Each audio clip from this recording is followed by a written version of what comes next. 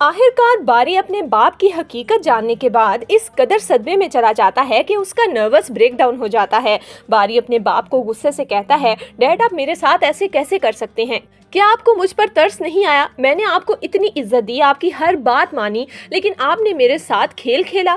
बारी अपने बाप पर चीखता चिल्लाता रोते हुए अपने बाप से गिला कर रहा था कि अचानक बारी बेहोश होकर जमीन पर गिर पड़ता है। जैसे ही सब लोग बारी को लेकर हॉस्पिटल पहुंचते हैं तो वहां पर डॉक्टर्स बताते हैं कि बारी का नर्वस ब्रेकडाउन हो चुका है। आप दुआ करें कि उन्हें होश आ जाए, इन्होंने किसी चीज का बहुत ज्यादा स्ट्रेस लिया है। मिनाल अपने बाप के पास आकर कहती है, डैड आपने बहुत बुरा किया, मैं तो सोच भी नहीं सकती थी कि मेरा बाप अपने बेटे के साथ ऐसा कर सकता है।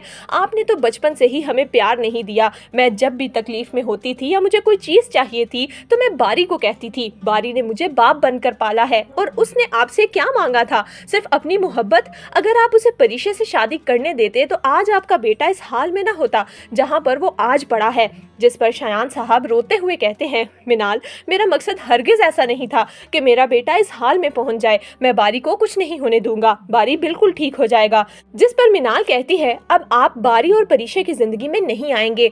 आपने हमारे साथ जो करना था वो कर लिया। मैं आपको बारी को मजीद नुकसान नहीं पहुंचाने दूंगी। इतने में परिशे अलीजे की तबीयत पूछने हॉस्पिटल ही होती है कि अचानक परिशे की नजर मिनाल और शयान साहब पर पड़ती है। परिशे मिनाल के पास आती है और कहती है, मिनाल क्या हुआ, सब ठीक तो है ना?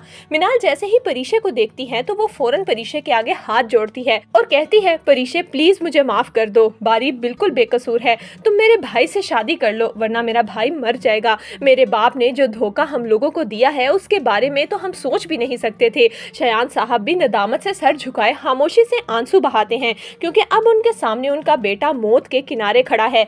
परिशे मिनाल को कहती है कि बारी को क्या हुआ है, क्या बारी ठीक तो है ना? जिस पर मिनाल परिशे को बताती है कि बारी को सब पता चल चुका है कि डैड ने किस तरह तुम्हें ब्लैकमेल करके उसकी जिंदगी से बाहर निकाला और बारी ये सदमा बर्दाश्त नहीं कर सका। उसका नर्वस ब्रेकडाउन हो चुका है, अब वो इमरजेंसी में है।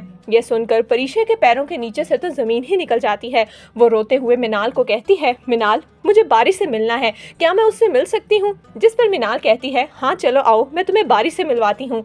जैसे ही परिशे बारी को देखती है उसकी आंखों से आंसू निकल आते हैं।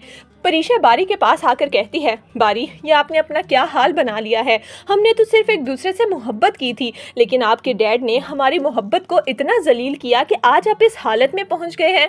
बारी एक दफ़ा ठीक हो जाइए, मैं आपसे मोहब्बत करती हूँ, मैं आपसे शादी करूंगी, बस एक दफ़ा वापस आ जाइए। आपको खोने का एहसास बहुत तकलीफ दे है, मैं आपको इस हालत में नहीं देख सकती। बारी जो कि बिल्कुल बेहोश हर चीज़ से बेखबर है, उसे इस बात का अंदाज़ा ही नहीं है कि परिशे उससे मोहब्बत का इजहार कर रही है। एक तरफ परिशे बारी से शादी का वादा और प्यार का इजहार कर चुकी है, जबकि दूसरी तरफ घर में परिशे के मंगेतर की कॉल्स आ रही थीं। जैसे ही जुबिया फोन लेकर अपनी माँ के पास आती है और कहती है कि अम्मी नबील भाई बार बार कॉल्स कर रहे हैं। जिस पर जुबैदा कहती है कि जरूर इन लोगों ने शादी की डेट ही लेनी होगी। अम्मा आप क्या कहती हैं? जिस पर परिशे की दादी कहती है कि ठीक है, मार्च की कोई तारीख दे देते हैं, मौसम भी अच्छा होगा, आराम से शादी हो जाएगी। लेकिन किसी को भी इस बात का अंदाजा नहीं है कि परिशे अब बारी को नहीं छोड़ने वाली और ना ही वो अब नबील से शादी करेगी। तो दोस्तों आपके ख्याल में क्या शयान साहब को माफ़ी मिलनी चाहिए? हमें अपनी कीमती राय कमेंट्स में ज़रूर दीजिएगा।